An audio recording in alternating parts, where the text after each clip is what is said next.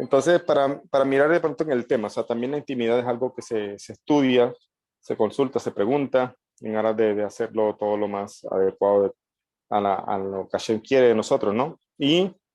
Pero también enseñan los sabios que no es que exista un tabú, como lo dijimos, o sea, tabú en el sentido de que no queramos hablar del tema. No, no es así, solamente también se le da el respeto necesario al asunto y se procura hablar un poco más con las personas que tienen las consultas, digamos, a nivel muy específicas, muy detalladas. Por ejemplo, una pareja que quiere preguntar sobre algo específico de la intimidad, de su intimidad como pareja, generalmente estos temas se abordan con la pareja específicamente, no son temas de hablar en la clase. No es que haya un tabú, como lo digo, sino que uno también considera que son temas que se deben abordar con un respeto, no mostrarlos como si fuera cualquier cosa y como decir que todo está permitido y etcétera, no, sino que toda la santidad implica incluso también estos aspectos. La intimidad es una de las cosas que precisamente dicen los sabios que permite de alguna manera acercarnos mucho más a Hashem, pero obviamente todo dentro de lo que es lo permitido, dentro de lo que es consensuado, dentro de lo que es la santificación de los actos materiales. Entonces, en el judaísmo no hay eso como enseñaron algunas religiones, como digamos, como si la intimidad fuera un pecado. O indirectamente lo dicen cuando de algunas personas de ciertas religiones se alejan de casarse y supuestamente están dedicadas a un servicio santo y cosas así, como ya vemos en algunas religiones principales del cristianismo. Entonces, de alguna manera nos están diciendo varias cosas. Hay el cristianismo en general, empezando por la Iglesia Católica, pues que fue la que empezó con el cristianismo, eh, viene a traer varios conceptos que en verdad son errados, o sea, como una negatividad hacia lo material, hacia lo que llaman mundano. En la Hasidut a veces se utiliza el término mundano para referirse a lo material, pero precisamente aprendemos con la Torá que lo material no necesariamente es malo. Si fuera así, pues Hashem no nos hubiera dado un cuerpo. Entonces, si toda la espiritualidad consiste, perdón, o toda la santidad consiste en apartarme de lo mundano, entre comillas, decir, de todo lo que son mis necesidades corporales como ser humano, entonces está totalmente torcido este tema, o como si Hashem, digamos, pidiera cosas o se contradijera. Dios no lo quiere, o sea, como si Él dijera, bueno, yo voy a mandarlos a ellos a que se encarnen en un cuerpo y precisamente su objetivo es alejarse de ese cuerpo. No, todo lo que enseña incluso la Kabbalah es que tenemos que santificar las cosas materiales. Significa que los placeres de cualquier índole no están vedados. Lo malo es cómo se satisfacen esos placeres. Y también, eh, de hecho, alejarme de una esposa porque supuestamente eso me hace más santo, es una visión completamente distorsionada de lo que Dios establece en este mundo. Que dice en la Torá, en Bereshit, no es bueno que el hombre esté solo. Entonces, si Hashem lo dice en su Torá, no es bueno que el hombre esté solo, ¿dónde dice entonces que si al estar solo voy a ser más santo o algo así? En resumen, hay gracias, entre comillas, gracias a las religiones, o por consecuencia de las religiones, hay muchas concepciones erradas, tanto en este aspecto que tiene que ver con lo material, con los placeres también, como con lo que tiene que ver también con el dinero. Hablando de lo material, incluyendo el dinero, como si el dinero fuera pecado, o sea, como si realmente, como lo dice su libro, el pobre merece más el reino de los cielos, entonces una apología a la pobreza, ¿no? Como a dejar el dinero de lado. Pero resulta que en el capítulo 29 del Shulchan Aruch, del Kitzur Shulchan Aruch de Rabino Shlomo Ganzfried, trae un tema que se llama hábitos morales y éticos. Allí en ese tema se habla mucho de las midot que uno debe cultivar y las midot que uno tiene que apartar.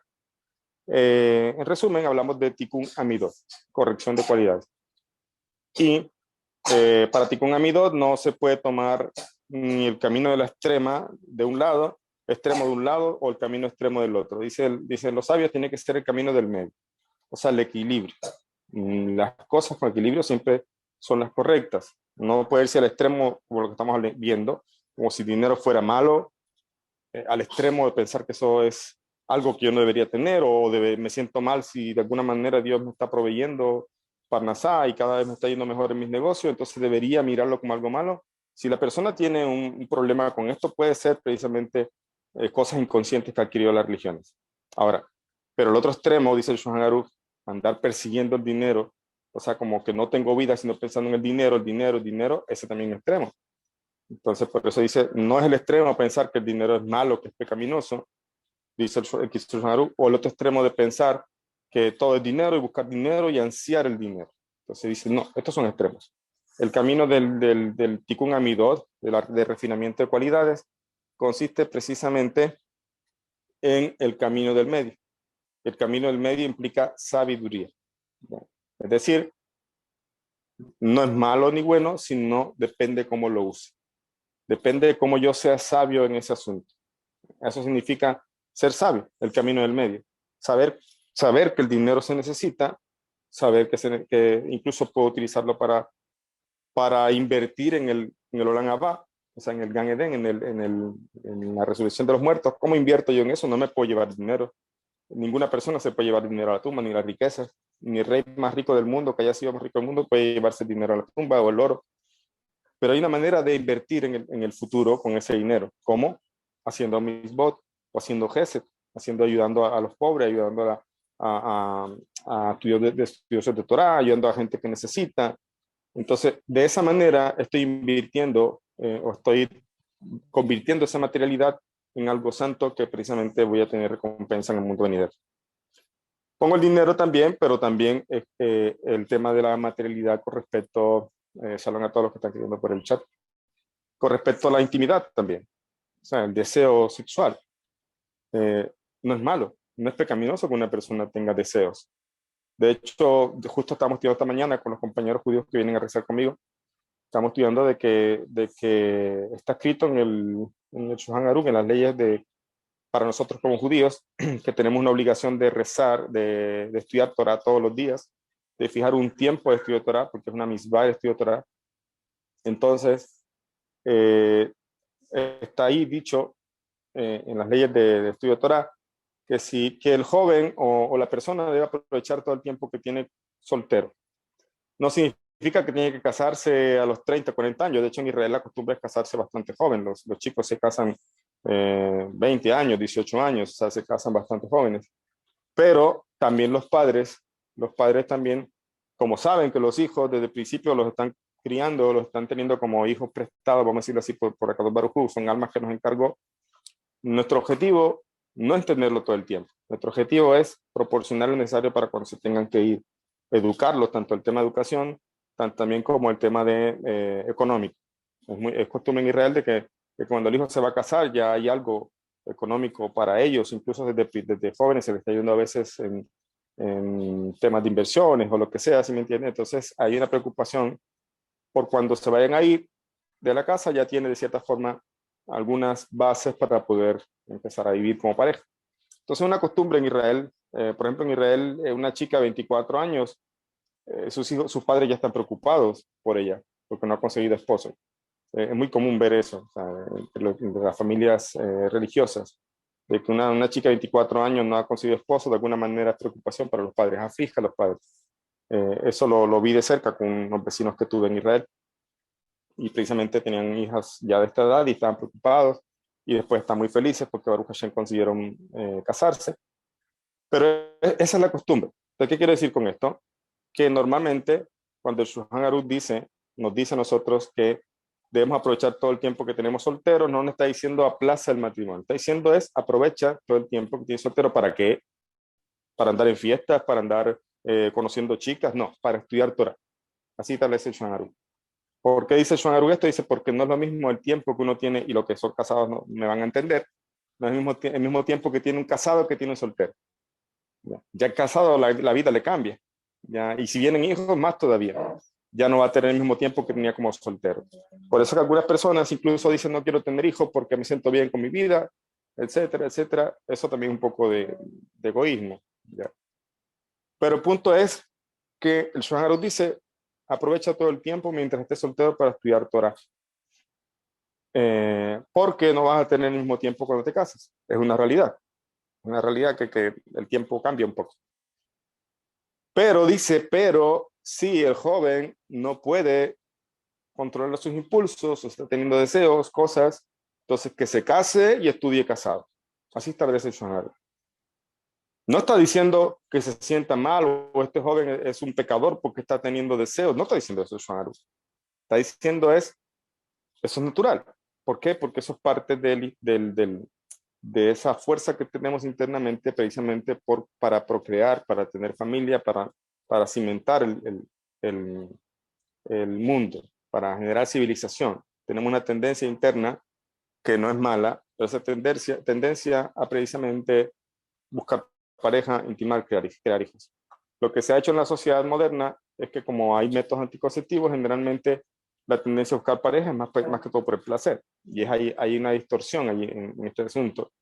Sin embargo, como estudiamos en el curso de la fundación, una gira podría aplazar un poco el momento en que quiere tener hijos, pero por lo menos tiene que tomarse en cuenta de que la intimidad no es por placer solamente, sino con el ánimo o con la intención de crear un hogar. ¿Bien? Entonces vemos que no voy a decir que la visión del judaísmo, porque sería como si fuera la visión de nosotros, como una religión. Yo voy más allá de eso. La visión que Hashem tiene del ser humano, no del judío, no de la religión judía, porque no somos una religión, sino la visión que Hashem tiene del ser humano es que precisamente esas tendencias o esos deseos que pueda tener la persona no necesariamente son pecaminosos, pero sí puede ser pecaminoso la manera como los satisface. Eso es lo que nos enseña la Torah.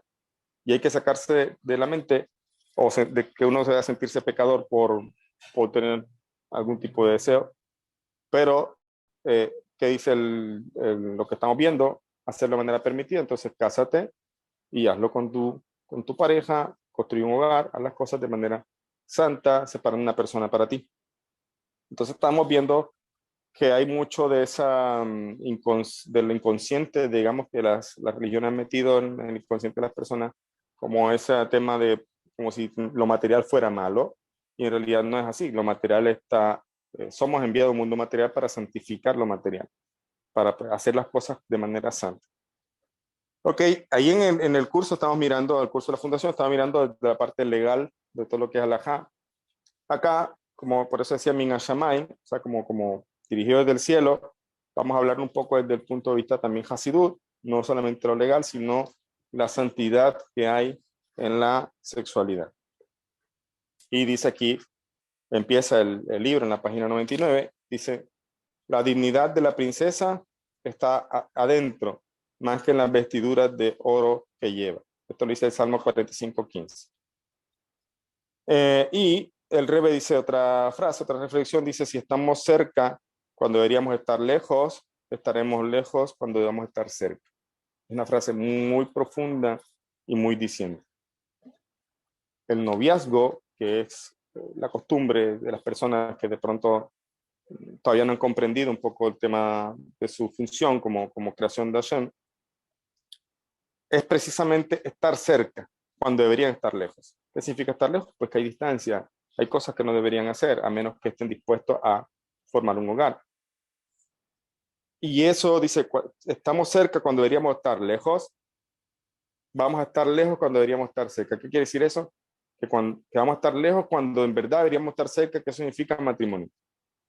Muchas personas viven esa relación y cuando ya se comprometen a vivir un hogar y a construir un hogar, ahí se daña todo y ahí ahora van a estar cada uno lejos, separados, con muchos conflictos, y es justo allí el momento donde deberían estar más cerca.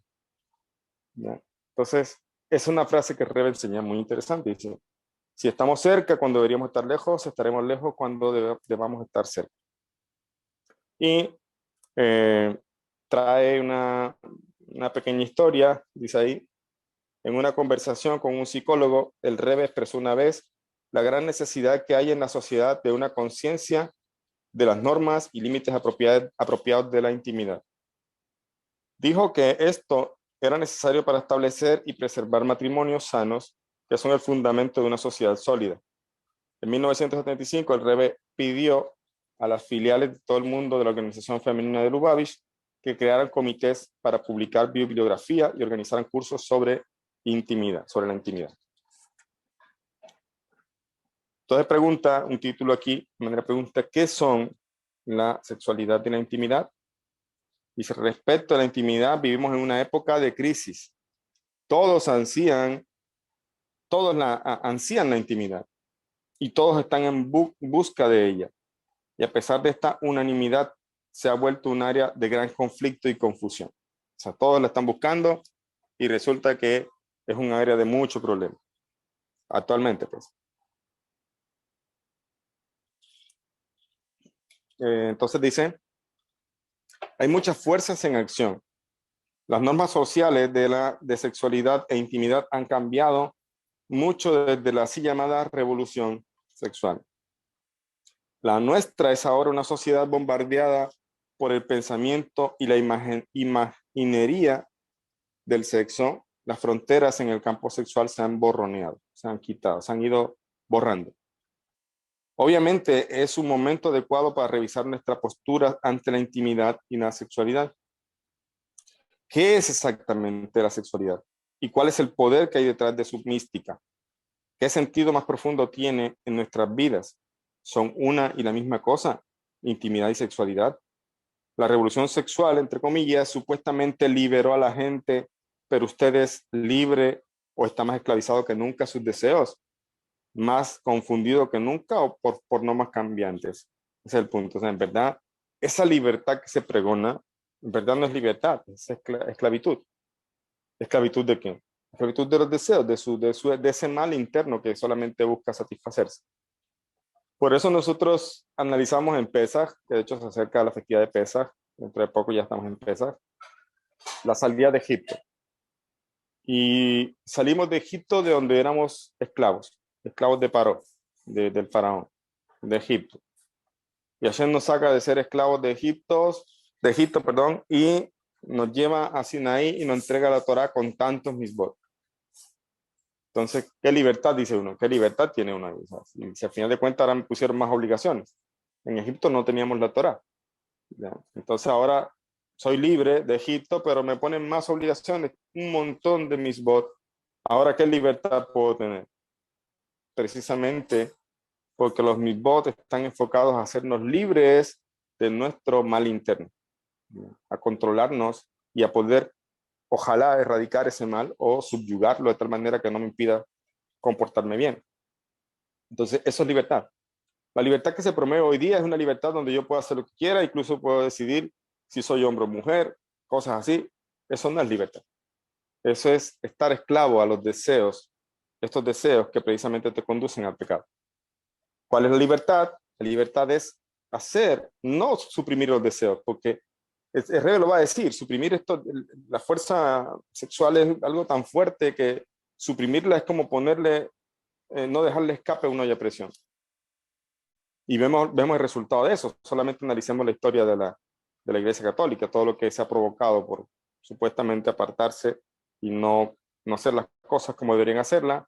Resultó que eso ha explotado en una cantidad de abusos y otras cosas que es un problema. En ningún momento está diciendo que se reprima esa fuerza, lo que está diciendo es conducirla, darle una guía, conducirla a digamos, expresarse de una manera santa. Entonces, esa libertad que se promueve por ahí no es una libertad, es simplemente estás cada día satisfaciendo más tu mal interno y eso, dicen los sabios en Sanedrín, es algo que en verdad crea más vacío. Crees tú inconscientemente satisfacerlo, o sea, crees que tú le satisfaces a ese deseo, pero en verdad estás creando un vacío mucho más grande. Entonces, esa libertad no es libertad, te está haciendo esclavo de tus pasiones, de tus deseos. La libertad realmente es cuando yo controlo eso y lo conduzco de una manera que sea adecuada. Eso es libertad. Por eso dice aquí, la sexualidad es una energía interna de origen divino, un encuentro del cuerpo y el alma que recibe su alimento de la genuina intimidad, de la modestia y la sutileza. Solo puede florecer de modo saludable en el contexto de la sagrada institución del matrimonio. O sea, solamente puede surgir la intimidad de manera adecuada en el matrimonio. Ya entonces, ¿qué es matrimonio? Acuérdense lo que estamos viendo entonces en el curso de la Yeshiva, la fundación. ¿Ves? Entonces, ahí ya definimos qué matrimonio. Está diciendo que solamente puede surgir la intimidad de manera divina, de manera adecuada, solo saludable, perdón, de manera saludable, en lo que se llama matrimonio. ¿Y qué es un matrimonio rabino? Si no saben, entren a las clases de la fundación, ahí están grabadas también. Ahí estamos definiendo qué es un matrimonio según la ley que Hashem estableció para las naciones. Entonces, ahí está la respuesta. La sexualidad misma posee un cuerpo y un alma, una dimensión física y una espiritual. Su cuerpo es la unión de los cuerpos humanos. O sea, como todo en este mundo, todo en el mundo fue creado de manera dual. Cuerpo y alma, hombre, mujer, mal, bien y mal, luz, oscuridad, etcétera, etcétera. Entonces también la intimidad implica dos cosas, una parte física y una parte espiritual. Entonces, su cuerpo, o sea, la parte física es la unión de los cuerpos, acompañada por el más profundo de los placeres físicos. Su alma es la unión con lo divino, acompañada por el más profundo de los placeres espirituales. Escuchen la categoría que tiene este tipo de placer. El más profundo de los placeres. Es algo que en realidad es profundo, es algo que es una fuerza muy grande y es algo que se debe vivir con santidad. Es algo que se debe, por eso hablamos también de que cuando está dicho de que el hombre debe hacer feliz a su esposa, debe mantenerla, incluye también la sexualidad, eso también incluye. Por ejemplo, voy a ponerle ejemplo, una persona, para el caso de los judíos, estamos obligados a la misma de Urbu, ¿cierto? Que le hemos estudiado en la fundación, de tener un hijo y una niña. Un niño y una niña, los varones judíos. ¿Qué pasaría si un hombre judío se casa con una mujer y tiempo después descubre que ella es infértil, que es estéril? Después te explico. Entonces, ¿qué pasaría? Se podría considerar un pecado que él esté con esta mujer porque sabe que no va a tener hijos con ella. ¿Sí entiendes? Porque la misma del judío es tener hijos. Entonces, si esta mujer, él descubrió y se hicieron examen y todo, y resulta que la mujer es estéril, entonces el hombre se le prohibiría estar con ella porque una de las funciones de la intimidad es tener hijos. ¿Cierto?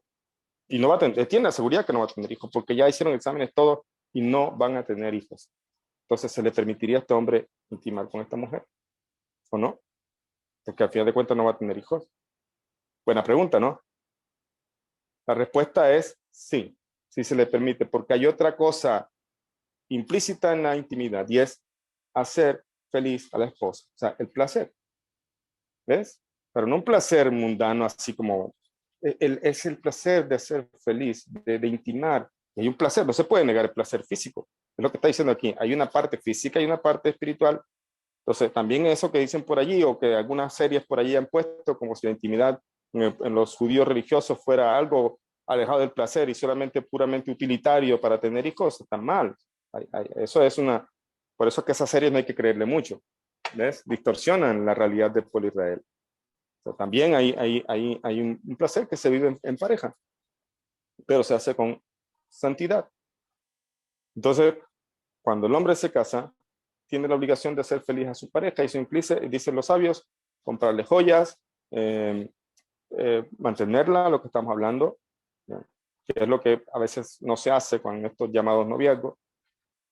Pero también, ¿qué pasaría entonces? Lo que decía un hombre, se dio cuenta que va a intimar con esta mujer y no va a tener hijos porque en verdad ella no puede tener hijos. Entonces, la pregunta es, ¿podría seguir estando con ella? La respuesta es sí, porque hay otro precepto que tiene que cumplir. ¿Ves? El de hacer feliz a su esposa. ¿Ves? Entonces, vemos aquí que esto tiene un aspecto físico, por eso decía que no hay tabú con esto. Tiene un aspecto físico, pero también tiene un aspecto espiritual. Lo que se ha vuelto hoy día, y mucho más con la gente que no cuida sus ojos y que anda viendo un montón de cosas por internet, eso es puramente físico lo que hay ahí. O sea, le han torcido y le tuercen la mente a los jóvenes viendo estas cosas como si esto fuera todo la intimidad. Físico, físico, físico. O sea, realmente eso daña los ojos y daña la mentalidad. Porque incluso cuando una persona se casa y viene con esta idea, va a tener conflicto en pareja. O sea, tiene que haber aquí una unión también espiritual. ¿Cómo se une espiritualmente? Pues hablemos de manera sencilla con el amor, lo que se siente por la otra persona, el respeto a la otra persona. Entonces, como dice aquí, la sexualidad misma posee un cuerpo, o sea, una parte física y una dimensión espiritual. Su cuerpo es la unión de dos cuerpos. O sea, la parte física de esto es la unión de los dos cuerpos, acompañada por el más profundo de los placeres físicos. O sea, hay una unión física que deriva y que tiene un placer físico que es muy profundo, muy grande. Y su alma, o sea, la parte espiritual de esta unión, es acompañada por el más profundo de los placeres espirituales. O sea, eso debe ser una relación correcta. No puede ser física solamente. Tiene que haber una unión espiritual. ¿Cómo hay una unión espiritual? Pues cuando tú amas y respetas a la persona. Cuando tú no solamente vas por el placer físico, sino también por un sentimiento de dignidad hacia el otro, un sentimiento de respeto hacia el otro, un sentimiento de este o esta es mi socia en la creación, este o esta es la persona que Hashem dispuso para crecer espiritualmente. ¿Ya? Entonces, cuando la naturaleza espiritual de la sexualidad es eliminada, ahí está, o ignorada, puede volverse una obsesión irracional que consume a un individuo, como muchas de las cosas físicas. Volvemos al punto. Los placeres no son malos. El placer es malo cuando se le separa, se le divorcia de otra cosa que está implícita allí, que se llama espiritualidad. Generalmente tenemos, o la gente tiene la idea de que cuando hablamos de placer ya hablamos específicamente de esto, pero no, hay muchos placeres en la vida. Hay placer en estudiar el Torah. Hay placer en comer algo que uno le gusta. Hasidut del Tania, por ejemplo, habla de que incluso que llega una verajá y todo, pero lo hago solamente por el placer de comer, de alguna manera eso no está tan correcto. ¿Por qué? Porque aquí no es solamente comer por comer, llenar el cuerpo ya, sino también mirar cómo con esto también estoy haciendo una abodá ruhani, un servicio espiritual. Entonces, todo lo que uno hace con este cuerpo, que también tiene un alma, tiene una dimensión espiritual y tiene una dimensión física. La física salta a los ojos, ¿no? Es fácil ver la dimensión física del asunto. Pero cuando la persona, que es lo que dije precisamente, que surgió hace mucho tiempo, estas cosas que hacen, que venden las películas que no son buenas para los ojos, que hay que cuidarse mucho de ese tema, esas películas son divorciadas de lo espiritual, es puramente físico ahí. Y las personas, los jóvenes que lastimosamente están expuestos a esto, llegan con una distorsión a su matrimonio de lo que es la intimidad. Y si nosotros como padres no les educamos en eso, pues precisamente van a estar educados por el sistema, vamos a decirlo así.